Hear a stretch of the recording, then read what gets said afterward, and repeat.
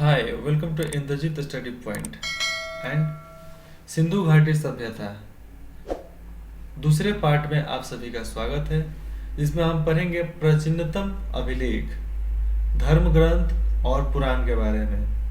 तो अगर चैनल को सब्सक्राइब नहीं किया सब्सक्राइब कर लो, पहले की वीडियो नहीं देखो देख लो, और जितना हो सके उतना शेयर जरूर करना। तो चलो बिना समय गंवाए अपनी पढ़ाई चालू करते हैं। प्राचीनतम अभिलेख, धर्म ग्रंथ और पुराण। ओके, ये फर्स्ट पैरा है। सिंधु घाटी सभ्यता की खोज से पहले यह समझा जाता था कि हमारे पास भारतीय संस्कृति का सबसे पुराना इतिहास वेद है। वैदिक युग के काल निर्धारण के बारे में बहुत मतभेद रहा है। यूरोपियन विद्वान प्रायः इसका समय बहुत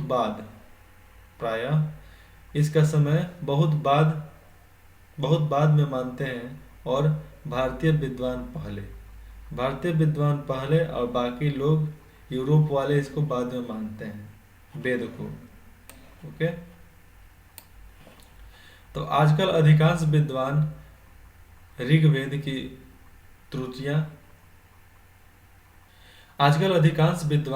ऋग्वेद की ऋचाओं का समय ईसा पूर्व 1500 मानते हैं, 1500 ईसा पूर्व मानते हैं। मोहनजोदड़ो की खुदाई के बाद से इन आरंभिक भारतीय धर्म ग्रंथ को और पुराना साबित करने की प्रवृत्ति बढ़ गई है। मतलब और पुराना साबित करने के लिए इन लोगों की कोशिश बढ़ गई है। मानने वाले तो है नहीं इतिहास खोजने वाले। वस्तुतः यह हमारे पास मनुष्य के दिमाग की प्राचीनतम उपलब्ध रचना है। कौन? वेद, धार्मिक ग्रंथ। मॉक्स मूलर ने इसे आर्य मानव के द्वारा कहा गया पहला शब्द कहा है।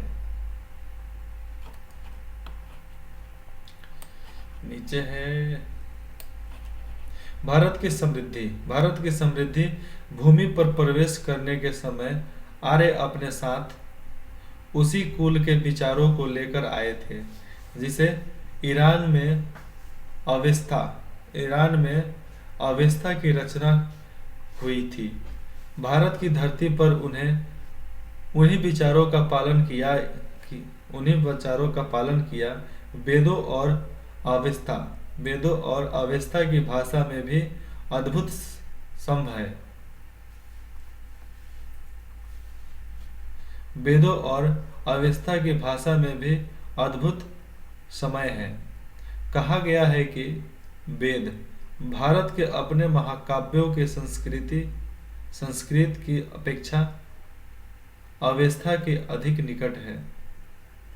मतलब वेद इतना पुराना है, 1500 साल पहले की वेद है। समझो 1500 साल पहले। आज मतलब अपने जन्म को 15 बार जन्म ले लो, 15 बार, तब तुम पहुंचोगे वहां पे। वेद, अब हम पढ़ेंगे वेद के बारे में। बहुत से हिंदू वेदों को प्रकाशित धर्मग्रंथ मानते हैं। धर्मग्रंथ उनका असली महत्व इस बात का उद्घाटन करने के कारण है कि विचारों का आरंभिक अवस्था में मानव मस्तिष्क ने कैसे अपने को व्यक्त किया था। वह मस्तिष्क सचमुच कितना अद्भुत था। वेद की उत्पत्ति विद धातु से हुई है, जिसका अर्थ होता है जानना। अतः वेद का सीधा साधा अर्थ है अपने समय के ज्ञान का संग्रह को वेद बोलते हैं। उनमें न मूर्ति पूजा है, न देव मंदिर। वैदिक युग के आर्यों में जीवन के प्रति उतनी उमंग थी कि उन्होंने आत्मा पर बहुत कम ध्यान दिया। वे मृत्यु के बाद किसी प्रकार के अस्तित्व में बहुत स्पष्ट ढंग से विश्वास करते थे। पहला वेद यानी ऋग्वेद शायद मानव जाति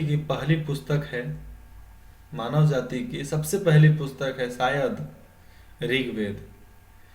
इसमें हमें मानव मन के सबसे आरंभिक उद्गार मिलते हैं, काव्य प्रवाह मिलता है और प्रकृति के संदर्भ और रहस्य के प्रति हर्षोन्माद मिलता है, मतलब खुशी मिलती है।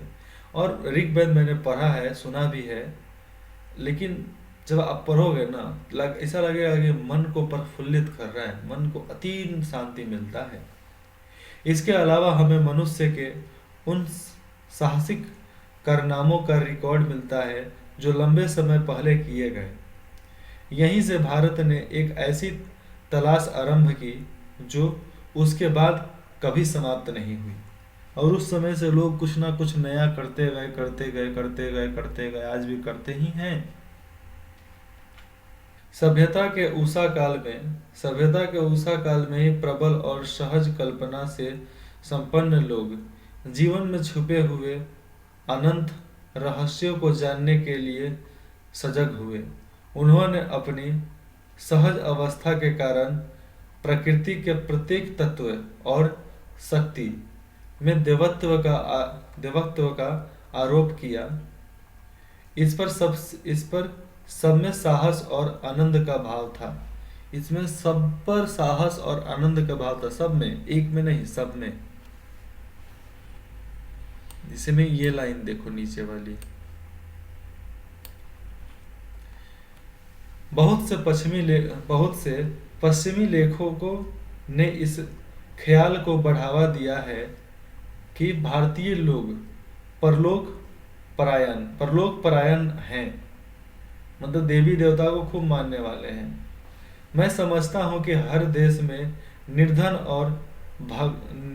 और अभागे लोग एक हद तक परलोक में विश्वास करने लगते हैं, जब तक कि वे क्रांतिकारी नहीं हो जाते, और परलोक में वही विश्वास करते हैं, परायण में वही विश्वास करते हैं जो आलसी होते हैं। जो क्रांतिकारी होते हैं उनको भाई समय नहीं मिलेगा तो उसमें क्या करेंगे।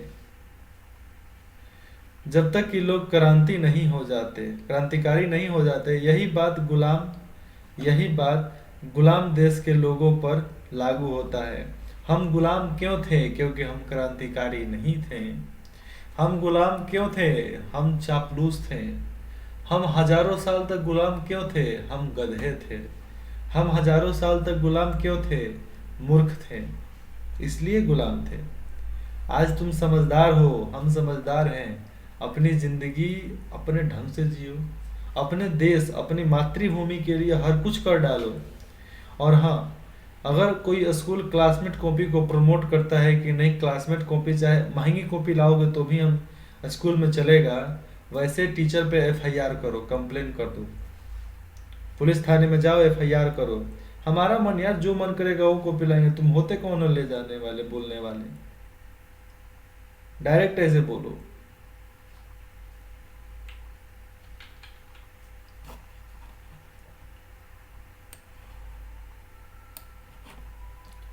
हमें भारत में भी और स्थानों की ही तरह विचार और कर्म की दो समानांतर विकसित होती धाराएं दिखाई पड़ती है। एक जो जीवन को स्वीकार करती है और दूसरी जो जिंदगी से बचकर निकल जाना चाहती है। अलग अलग युगों में कभी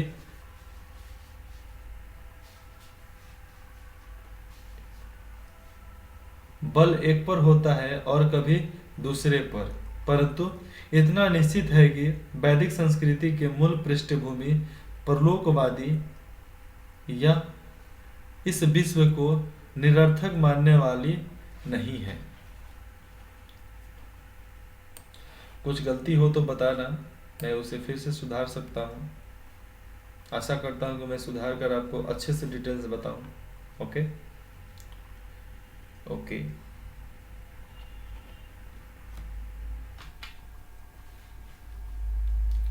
जब भी भारत की सभ्यता में बाहर आई, जब भी भारत का सभ्यता बढ़ा, तब ऐसे हर दौर में जीवन और प्रकृति में लोगों ने गहरा सांस लिया, जीने की प्रक्रिया में आनंद लिया।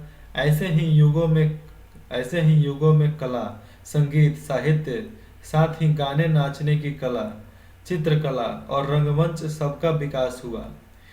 आज से समझो ये जो संगीत, चित्रकला, रंगमंच, कला, ये सब 1500 साल पहले उपजा है, 1500 साल पहले बना है। इस बात को गहन करना मुमकिन नहीं है कि कोई संस्कृति या जीवन दृष्टि इसका आधार पारलौकिकता हो, या जो विश्व को व्यर्थ मानती हो, वह सशक्त और विविधतापूर्ण जीवन की अभिव्यक्ति के इतने रूप की रचना कर सकती थी। कोई संस्कृति जो बुनियादी तौर पर परलौकिकवादी होगी, वह हजारों वर्ष बनी नहीं रह सकती, और जो बुनियादी तौर पर पारलौकिक हो हजारों वर्ष तक तो नहीं बन सकते। जो ये सोच ले अरे भगवान है, भगवान बचा लेंगे हमको, भगवान ही सब चीज़ है, भाई वैसे रहोगे तो नहीं, कुछ नहीं कर पाओगे। बस वही कीड़े मकोड़ों की हाल हो जाएगी, जूझ कर मर जाना, टूट कर मर जाना, यही होता है, दूसरा कुछ नहीं होता है। समझे? Very good. अब ये नीचे देखो, भारतीय संस्कृति की निरंतरता। हमने पहले पढ़ा सिंधु घाटी की सभ्यता का इंट्रोडक्शंस, थोड़ी सी पाठ पढ़ा। उसके बाद से आर्यों का आना, प्राचीन अभिलेख, धर्म ग्रंथ और पुराण पढ़े। हम लोगों ने वेद पढ़ा। वेद के बाद हम लोग पढ़ेंगे भारतीय संस्कृति की निरंतरता। ओके, हमें आरंभ में ही एक ऐसी सभ्यता और संस्कृति की शुरुआत दिखाई पड़ती है जो तमाम परिवर्तनों के बावजूद आज भी बनी हुई है। इसी समय मूल आदर्श कारक ग्रहण करने लगते हैं, और साहित्य और दर्शन, कला और नाटक तथा जीवन के और तमाम क्रियाकलाप इन आदर्शों और विश्व दृष्टि के अनुकूल चलने लगते हैं। इसी समय यहाँ से देखो,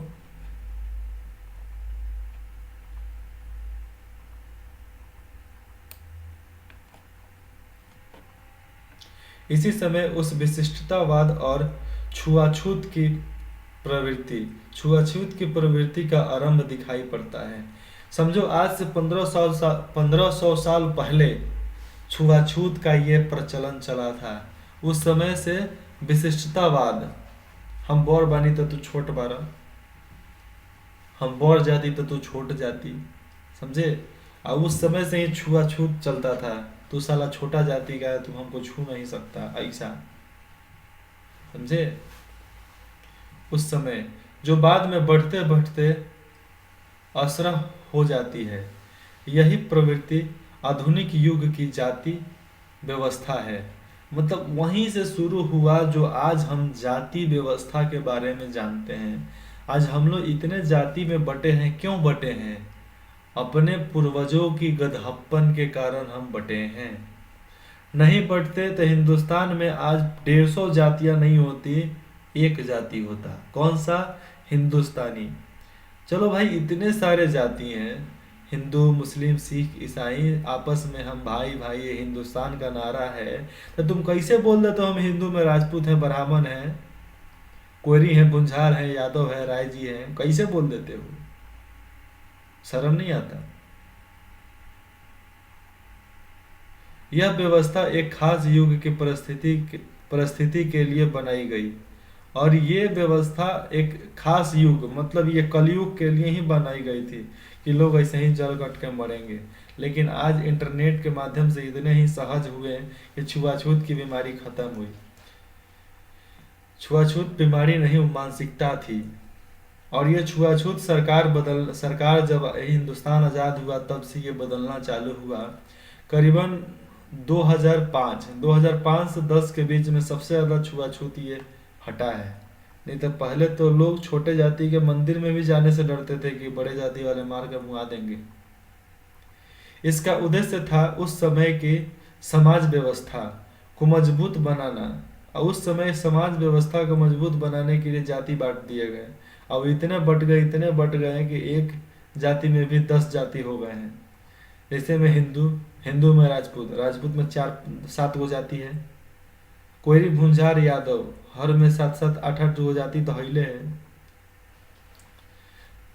तो ये मानना अब हमें है, इतिहास अब हमें बदलना है, नया युवा अब हम पैदा हुए हैं, यूथ आइकन अब हमें बनना है।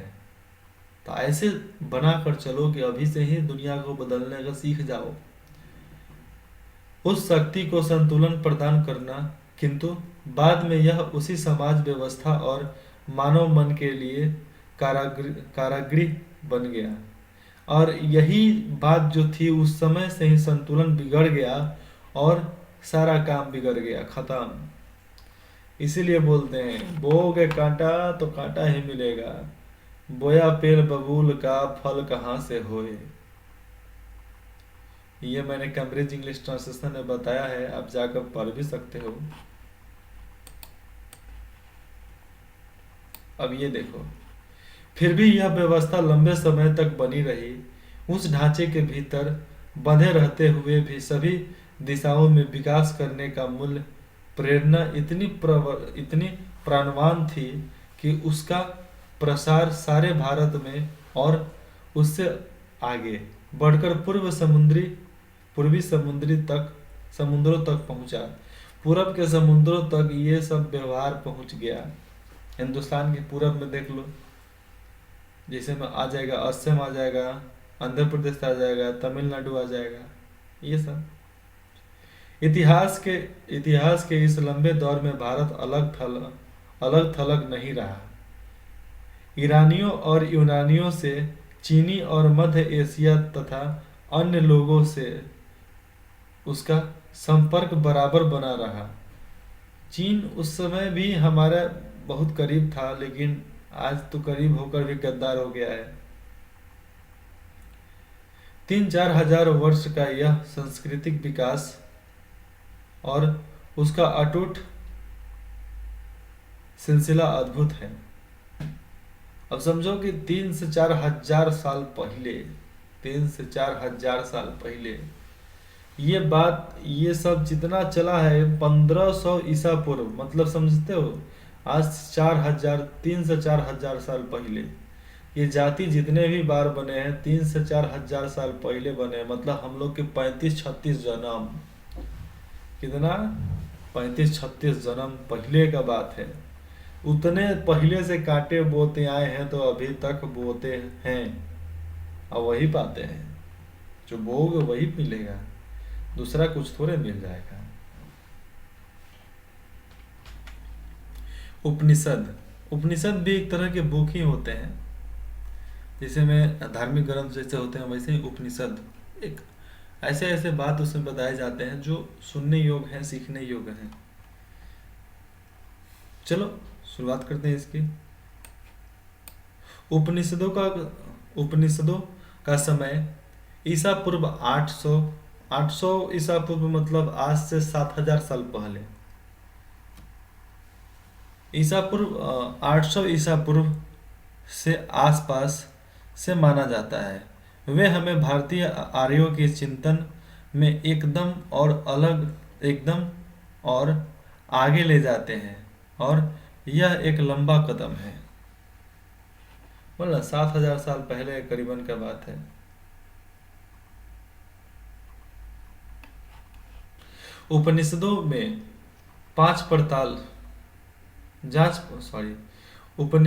जांच पड़ताल की चेतना और चीजों के बारे में सत्य की खोज का उत्साह दिखाई पड़ता है। यह सही है कि सत्य की यह खोज आधुनिक विज्ञान की वस्तुनिष्ठ पद्धति से नहीं की गई, फिर भी उनके दृष्टिकोण में वैज्ञानिक पद्धति का तत्व मौजूद है। वे किसी किस्म के हठवाद रुकते नहीं थे, किसी किस्म के हठवाद को अपने रास्ते में नहीं आने देते। उनका जोर अनिवार्य रूप से आत्मबोध पर है, व्यक्ति की आत्मा और परमात्मा संबंधी ज्ञान पर है। इन दोनों को मूलतः एक कहा गया है। ब्रह्म वस्तु जगत को मिथ्या तो नहीं कहा गया, पर उसे सापेक्ष रूप से सत्य कहा गया है, मतलब आशा के रूप से सत्य कहा गया है। आरंभिक आंतरिक सत्य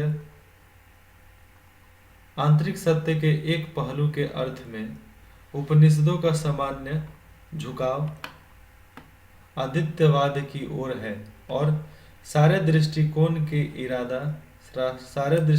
का इरादा यही मालूम होता है कि उस समय जिन मतभेदों के कारण भयंकर वाद विवाद हो रहे थे उन्हें किसी तरह कम किया जाए।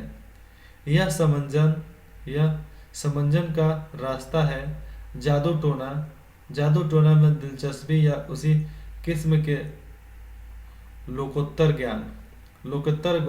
ज्ञान को सख्ती से निरुत्साहित किया गया है और बिना सच्चे ज्ञान के कर्म कांड और पूजा पाठ को व्यर्थ बताया गया है। सही बात है यार। कर्म कांड जब तक तुम्हारे ज्ञान के अनुसार वो कर्म कांड तुम्हारे दिमाग में फिस नहीं होता, बसता नहीं है, तो तुम कैसे पूजा पाठ को व्यर्थ बताया गया है। जब तक तुम किसी पूजा पाठ के बारे में जानते नहीं हो, तुम उस पूजा पाठ के बारे में पूजा करते हो, पाठ करते हो, क्या करते हो यार, कुछ नहीं मिलने वाला है। बच्चे हो, पढ़ाई करो, वही तुम्हारा धर्म है, वही तुम्हारा पूजा है। बड़े हो, काम करो, अपने जिज्ञासु को बढ़ाओ और आगे जाने की सोचो और लोगों की भलाई करो। ये तुम्हारा धर्म है, यही तुम्हारा काम है, यही तुम्हारा पूजा है। सेम काम आता है छोटे बच्चियों को, सियाने बच्चियों के और हमारे हिंदुस्तान के औरतों को। और बूढ़ों लोग को क्या है, बूढ़े लोग इंटेलिजेंट होंगे, तेज होंगे, बुद्धिमान होंगे, तो वो आने वाले नए युद्ध को समझाएंगे, सुधारेंगे। लेकिन आजकल के बूढ़े लोग तो ठरकी आ रहे हैं। उनका तो खुद सेंस ऑफ ह्यूमर जो है एक बच्चे के जैसा हो गया है। और यहाँ पे आप जापान में जाओ, वहाँ पे आप 90 साल के जो ओल्ड एज बूढ़े लोग हैं, बुजुर्ग लोग हैं, वो भी वहाँ पर काम करते हैं और वे जवान लोगों से बेहतर कमाते हैं और हिंदुस्तान में नाती पोता में रह जाते हैं। यही है हमारा समाज।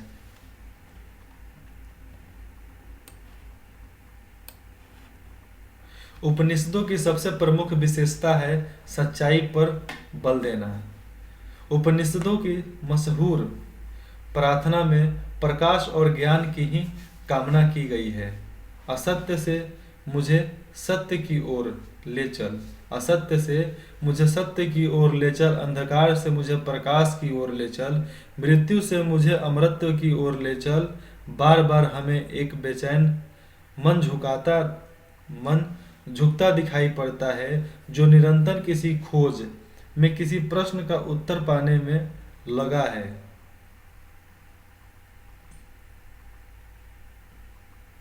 ऐतरेय ब्राह्मण में इस लंबी अनंत अनिवार्य यात्रा के बारे में एक स्तोत्र है।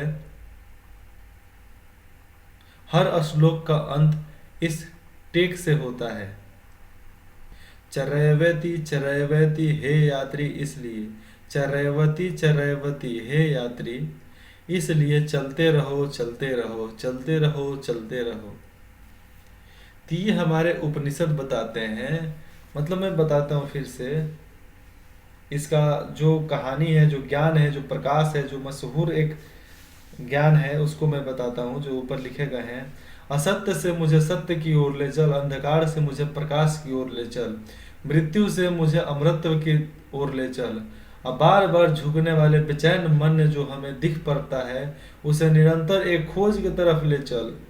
और ब्राह्मण इस लंबी अनंत अनिवार्य यात्रा के बारे में एक स्तोत्र है जिसको बोला जाता है चरैवेति हे यात्री। मतलब इसलिए हे यात्री, इसलिए चलते रहो चलते रहो चलते रहो। ये है ब्राह्मणों की खोज। लेकिन ये बताएंगे नहीं, चलते रहो चलते रहो। तो ये मानना हमें है, what is good what is bad. एक कहावत है, मैं बताता हूँ, हमें क्या करना चाहिए वे उतना ही जरूरी है कि हम ये सोचें कि हमें क्या नहीं करना चाहिए। ओके। और एक बहुत अच्छा एग्जांपल देते हैं। अगर तुम्हारी उम्र 18 से 22 साल 25 साल के बीच में है तो तुम अपने ज़िंदगी में ऐसे मुकाम पाने पर लग जाओ जो आज तक किसी ने नहीं पाया है। पहले के ज़माने में भी लोग सोचते थे कि सब चीज़ तो हिले, हम क्या करेंगे, फिर भी नया इनोवेशन होता था ना, इनोवेशन होता था। इसलिए तुम भी लग जाओ यार, कुछ नया करो, हमेशा स्पेशल खोजने में लगो, क्योंकि इस बुक उपनिषदों के कारण कुछ नया खोजो हमेशा। मिलते हैं नेक्स्ट पार्ट में, उसमें पढ़ेंगे व्यक्तिवादी दर्शन के लाभ और हानि। तब तक अपना ख्याल रखना, बहुत जल्द मिलते हैं अगले पार्ट में।